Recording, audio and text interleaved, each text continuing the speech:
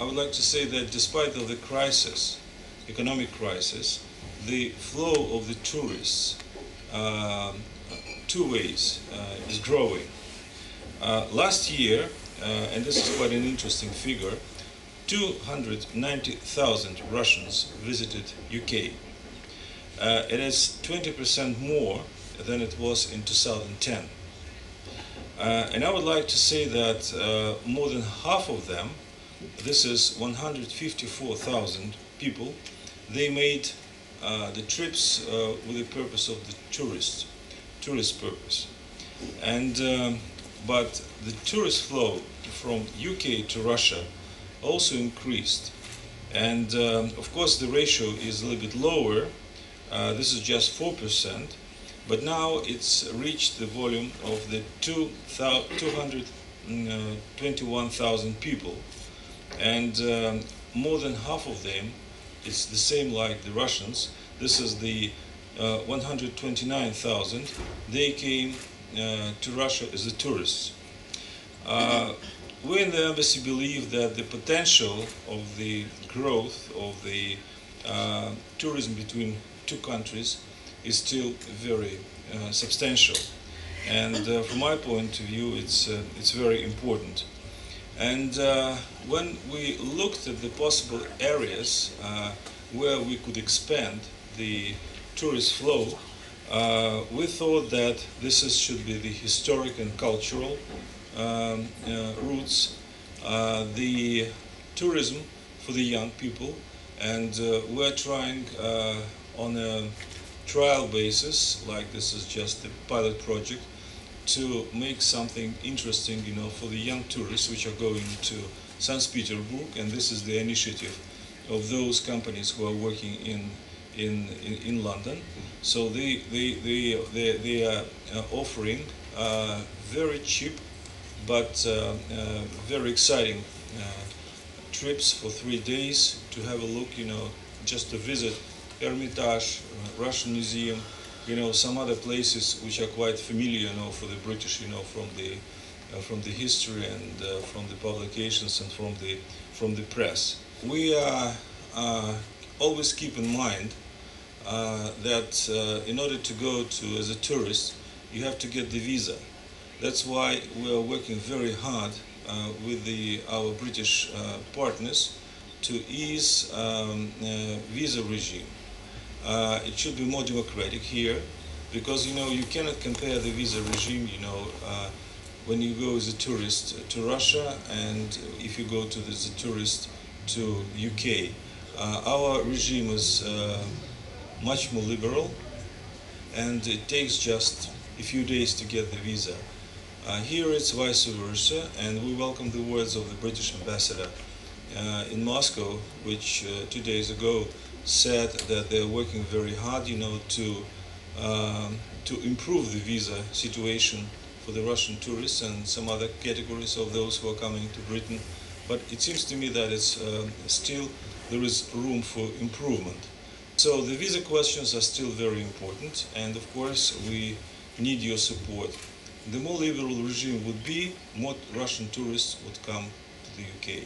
This additional possibilities are opening for the bilateral cooperation on the eve of the Olympic Games in Sochi 2014. For us, that's a big event. But besides that, in 2013, we'll have one of the biggest, probably the biggest sport event for the young people. This is the Universiade in Kazan. This is 2013. On a scale, this is very close to the Olympic Games, and we hope that that sport event could be also interesting for the British side. Then we are preparing for the championship, World Championship Cup for football. This is 2018.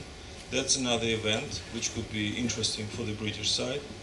And on our side, of course, it's very important to just, if the British side would share the experience of the preparation of the Olympic Games in London 2012. Everybody knows Moscow, St. Petersburg, some other places, but there are areas where the Russian country is still very special. It's different. It's there is a whole diversity. For example, and we're grateful to the governor Main from Ivano region. This is one of the places where the people would discover something that they would never see in Moscow and in St. Petersburg. We have the representative of Yakutia. This is 6 hours of flight from Moscow, but it's minus 50 in the winter, and people live, in these conditions. And compared to the weather here in London, it's very dry, and you basically don't feel this frost. If this frost, will be here, we almost will be really suffering because it's much more humid. And their place is different. They have here in London you have sashimi, sushi. But in Yakutia you have a different brand of fish, which is a real fish, which they eat frozen, and it's quite fresh, and you will never, repeat this taste because you can try just only there because it's just so fresh that you can eat this on the spot. So you can discover something that you would never get, somewhere else in the world. And there are two treasures.